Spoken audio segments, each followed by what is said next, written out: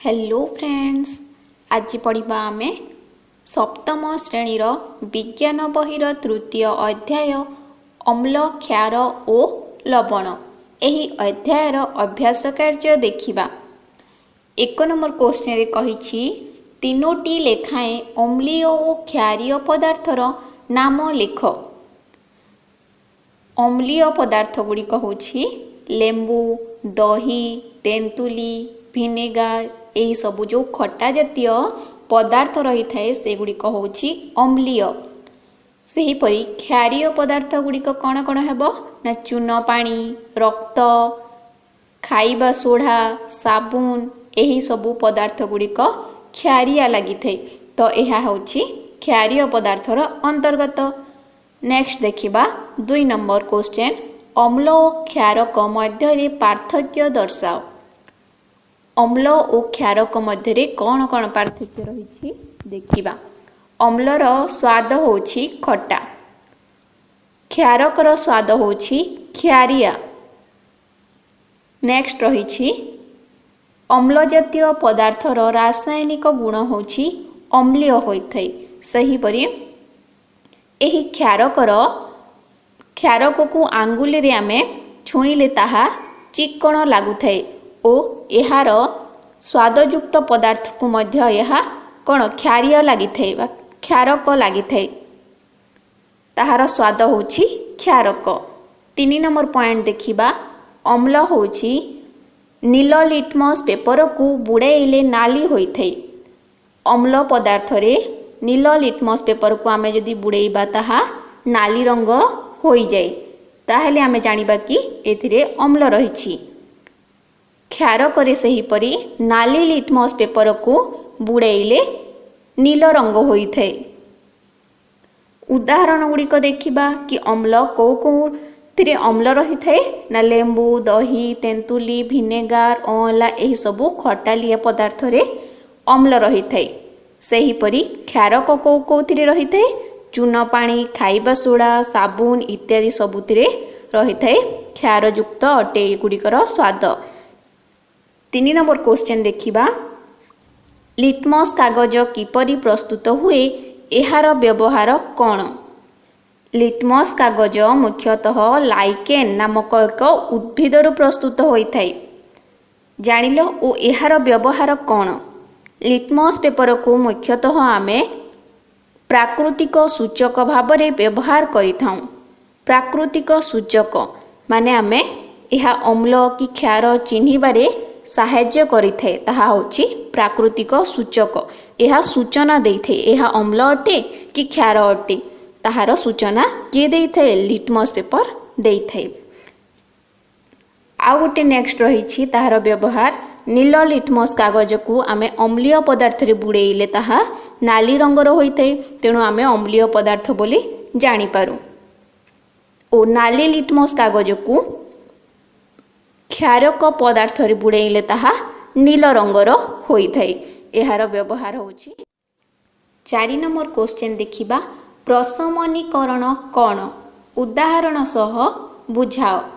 तो प्रशमनीकरण काहाकु कुहाजे ना अम्ल और क्षारक मध्य प्रतिक्रिया घटी सेथिरु लवण माने लुण और जल और ताप उत्पन्न होइथाय, ताहाकु कुहाजे प्रशमनीकरण। आमे जदि रासायनिक समीकरण भाव में लिखिबा ताहेले देख अम्ल जोग क्षारक दुईटी को रासायनिक प्रतिक्रिया होइकी कौन हेले सृष्टि कले ना से माने लवण, जल और किछि ताप उत्पादन कले बा उत्पाद होछि लवण, जल और ताप। जानि परिलो। उदाहरण देखिबा कि लवण आम्ल HCl लवण आम्ल प्लस सोडियम हाइड्रोक्साइड NaOH दुईटी रासायनिक प्रतिक्रिया करिकी खाइबा लुण NaCl और जल सृष्टि करिथांती। एहा होछि प्रशमनीकरणर एक उदाहरण। तापर देखिबा 5 नंबर क्वेश्चन। तो 5 नंबर क्वेश्चन रे कहिछि चून पानी अम्लीय कि क्षारीय कि प्रशमित। अम्लीय, क्षारीय कि प्रशमित भितरु कौन अटे चून पानी, तुमे किपरि प्रमाण करिबो। तो आमे यह पूर्वर जानिछे कि काहाकू अम्लीय कहुए ना अम्लीय रे लिटमस पेपर नील लिटमस पेपर को आम अम्लीय पदार्थ रे बुड़ेले ताहा नाली होइथै से आम जापर कि यह अम्लीय पदार्थ अटे।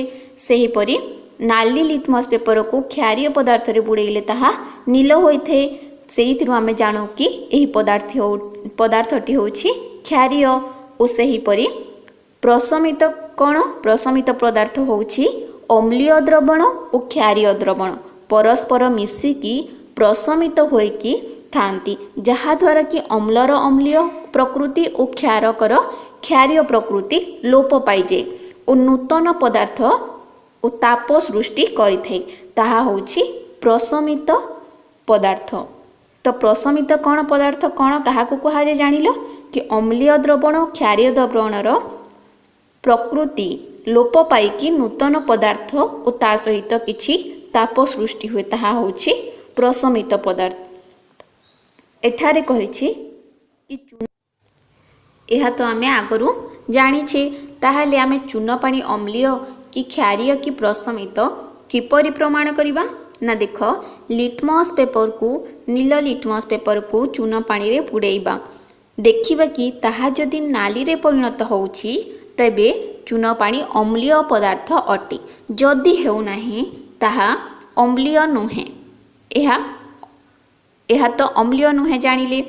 नेक्स्ट देखिबा नाली लिटमस पेपर को आमे चून पानी रे बुड़ेइबा देखिबे कि ताहा पुणी जदि नील रे परिणत हेबो ताहा सेही चून पानीटी क्षारीय अटे। तो एथिरे आमे जो चून पानी को नाली लिटमस पेपर को चून पानी रे बुड़ेइले देखिले कि यह क्षारीय होउछि तेणु एही परीक्षारु आमे जानिले कि नाली लिटमस पेपर चून पानी रे बुड़ेइबा द्वारा ताहा नील रे परिणत होउछि एहा माने एही चून पानी होउछि क्षारीय पदार्थ। तो एही परि भाबरे आमे प्रमाण करिबा। 6 नंबर क्वेश्चन तुमे नुआ वर्ष रे तुम सांग पाखकू अभिनंदन पत्र पठेइबा पई उच्छुक यह सूचक पदार्थ माध्यम रे अभिनंदन पत्रटीए किपरि प्रस्तुत करिब। तो एहार आंसर हेबो आमे मुख्यतः आमर सांग पाखकू एक अभिनंदन पत्र पठेइबा पई इच्छा करुछे तो सही इच्छा को पूरण करिया पई आमे गोटे सूचक पदार्थ माध्यम रे अभिनंदन पत्रटी को प्रस्तुत करिवार अछि। तो किपरि करिबा एहार उपकरण रे आमकू लागिबो हलदी गुंड साबुन पानी और कागज किछि। तो प्रथमे देख किपरि करिबा ना 1 चामच हलदी गुंड नेबा और किछि पानी मिसेइबा पानी मिसेकी गोटे पेस्ट तैयारी करिबा सेही पेस्ट को जो कागज नहीं गोटे मोटा कागज नहीं सेथिरे सेही पेस्ट को लगेइबा और किछि समय पई ताहाकू खरा रे सुखेई देबा। सुखिला हलदी कागज उपरे गोटे तुला लगा काठी को आनिकी साबुन पानी रे बुड़ेई हलदी कागज उपरे लेखिबा। एहा द्वारा कौन हेबो ना साबुन पानी और हलदी साबुन पानी हलदीर संस्पर्श रे आसिकी ताहा नाली रंगर अक्षर सृष्टि हेबो। एही परि भाबरे आमे सूचक पदार्थ माध्यम रे आम सांग पाखकू अभिनंदन पत्र प्रस्तुत करिके करि परिबा। तापरे देखिबा 7 नंबर क्वेश्चन नाली लिटमस और नील लिटमस कागज रे एक द्रवण पकेइबारु कोनोसिटीरु परिवर्तन हेला नाही द्रवणटी केउ प्रकृतिर दर्शाओ। आमे जानिछे कि नाली लिटमस और नील लिटमस कागज रे एक द्रवण पकेइले ताहा नाली लिटमस किंबा नील लिटमस जो नाली लिटमस रहिछि ताहा नील रे परिणत हुए और नील लिटमस रहिछि ताहा नाली रे परिणत हुए। तो एथिरे जदि परिणत हेउ नाही तेबे एहा मुख्यतः अम्ल किंबा क्षारक द्रवण नुहे। एथिरो स्पष्ट हैला तेबे अम्ल कि क्षार नुहे ताहेले कौन हबो एहा हेउछि एक प्रशमित द्रवण ताठारु किछि नूतन पदार्थ बाहरुछि अम्ल द्रवण किंबा क्षार द्रवण बाहरु नाही ताहा द्वारा नूतन द्रवण सृष्टि होउछि तेणु नूतन द्रवण सृष्टि हेले ताहा होउछि 8 नंबर क्वेश्चन रे कहिछि प्रथम शब्दर संपर्क देखि तृतीय शब्द सह संपर्कित शब्दटी लेख। प्रथमे देख रही चून पानी, ताहा काहा सहित संपर्क रही क्षारक। चून पानी एक क्षारक अटे। सेहीपरि पातित जल, पातित जल काहा सहित संपर्क हेब, से अम्लीय ना क्षारक ना प्रशमित, से होछि निरपेक्ष। अम्लीय नुहे कि क्षारीय नुहे, निरपेक्ष अटे। ख नंबर रही तेंतुली। तेंतुली रे केउ अम्ल रही ना टार्टारिक अम्ल रही। सेहीपरि दही, दही रे को अम्ल रही, लैक्टिक अम्ल रही। ग रे रही नील लिटमस को नाली। आमे नील लिटमस को अम्ल रे एहा सहित कहार संपर्क रही अम्ल। अम्ल रे आमे नील लिटमस को बुड़ेइले ताहा नाली रंगर लिटमस कागज रे परिणत होइथे। सेहीपरि नाली लिटमस को नील एहा कौथिरे बुड़ेइले ताहा नाली लिटमस नील रे परिणत हेब ना क्षार। क्षारक पदार्थ रे आमे जदि मिल ताहाकु बुड़ेइबा ताहाले से नील रंग धारण करिबो। तापरे देखिबा ख नंबर प्रति अम्ल। प्रति अम्ल काहेकि व्यवहार करा जे ना बदहजमी पाई, ताहार प्रशमित करिबा पाई प्रति अम्ल व्यवहार करा जे। सेहीपरि कालामीन, कालामीन कोउथिरे व्यवहार करा जे ना पिंपुड़ी कामुड़ीबारे व्यवहार होइथे। 9 नंबर हैला कारण दर्शाओ। करे रही शिल्प आवर्जना जलसूत्र रे मिसिबा पूर्वरु एहाकु प्रशमित करिबा जरूरी। तो जानी थाओ पिला माने कि शिल्प आवर्जना रे जो बाहरु थाए, शिल्प आवर्जना रे मुख्यतः अम्ल रही थाए। सेही अम्ल जदि अम्ल मिसा जो आवर्जना जलसूत्र रे आसी मिसिले ताहा जल को अम्लीय करि दिए। अम्लीय करदेबा फल रे जल रे आमर केते गुड़िए जीवजंतु सबु जल जीव बास करती। माछ चिंगुड़ी आदि सबु जल जीव बास करती। तो से मानक पई एहा क्षतिकारक पालटि जाए। तेणु आमे एहा करिबा उचित नुहे। शिल्प आवर्जना को जलसूत्र रे मिसैबा पूर्वरु एहाकु प्रशमित करिबा जरूरी अटे। किपरि प्रशमित करिदे ना प्रशमित करिया पई सेथिरे क्षारक पदार्थ यथा कि चून मिसैबा जरूरी अटे। तापरे पुणी ताहाकु जलसूत्र रे छाड़िबा उचित। एहा द्वारा जीव जल जीव सबु तांकर क्षति हेबो नाही। तापरे देखिबा ख नंबर तुमर बदहजमी रोग हेले प्रति अम्ल एंटासिड पटिका खाओ। बदहजमी रोग कहिले कौन ना आम पाकस्थली रे अधिक लवणाम्ल एससीएल जदि क्षरित होइथे ताहाकु आमे कहिथाउ बदहजमी रोग होइछि कहिकी।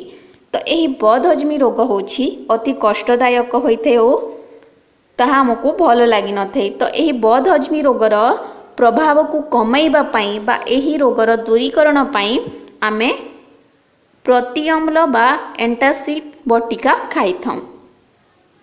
तापरे देखिबा नेक्स्ट ग नंबर बासी पखाल खटालिया लागे। बासी पखाल खाइथिबो देखिथिबो ताहा खटालिया लागि थाई। काहे कि खटालिया लागे ना बासी पखाल जो पखाल मुख्यतः आमे ताहा बासी होई जिबा द्वारा सेथिरे जीवाणु माने अम्ल सृष्टि करिथांती। पखाल रे जेतेबेले बासी होई गले सेतिरे जीवाणु माने अम्ल सृष्टि करंती ओ अम्ल सृष्टि करिबा द्वारा ताहा खटालिया लागि थाई। तो अम्ल रे कोन आमे जानि छी कि अम्ल होछि खटा अंश रही थाए, जा सौथिरे होछि अम्ल रही थाए। तो बासी पखाल जीवाणु माने अम्ल सेतिरे सृष्टि करंती जहा द्वारा कि ताहा खटालिया लागि थाए। जानि पारिलो 10 नंबर क्वेश्चन देख केउटी ठीक और केउटी भूल चिन्हाओ। तो करे रही पोटासियम हाइड्रोक्साइड नाली लिटमस को नील करे। यह ठीक अच्छी पोटासियम हाइड्रोक्साइड नाली लिटमस को नील रे परिणत करि थाए। ख नंबर सोडियम हाइड्रोक्साइड सह लवणाम्ल मिसिले परस्पर प्रशमित होई लवण और जल सृष्टि करती। यह मध्य ठीक अटे। ग नंबर नाइट्रिक अम्ल नाली लिटमस को नील रे नील करे। तो यह ठीक नुहे, भूल आंसर। घ नंबर क्षारक अधिक हेले दांतमूल बिंधे, यह मध्य ठीक नुहे। व नंबर लेंबू रसरे अधिक परिमाण रे एसिटिक अम्ल थाए, यह मध्य ठीक नुहे। तापरे देखिबा नेक्स्ट 11 नंबर क्वेश्चन, तुमको तीनोटी बोतल ले लवणाम्ल, सोडियम हाइड्रोक्साइड और किछि चीनी पानी पृथक भावरे दिया जाइछि। तुम पाखरे सूचक भावरे मंदार पाखुड़ा द्रवण रछि, तुमे सेमानंकु किपरि चिन्हिब? तो आम पाखरे कौन कौन रछि? तीनोटी बोतल रे लवणाम्ल, गोटे बोतल रे, अन्य बोतल रे सोडियम हाइड्रोक्साइड और 3 नंबर बोतल रे चीनी पानी रहिछि। आउ सूचक भावरे कौन रहिछि ना मंदार पाखुड़ार द्रवण रहिछि। तो आमे मंदार पाखुड़ार जो द्रवण को तीनोथिरे देइकी सूचक को आमे सौ लवणाम्ल, सोडियम हाइड्रोक्साइड और चीनी पानी रे मिसेइकी किपरि आमे ताहाकू पृथक करि परिबा बा। तो देखो आंसर, आम पाखरे सूचक भावरे कौन रही?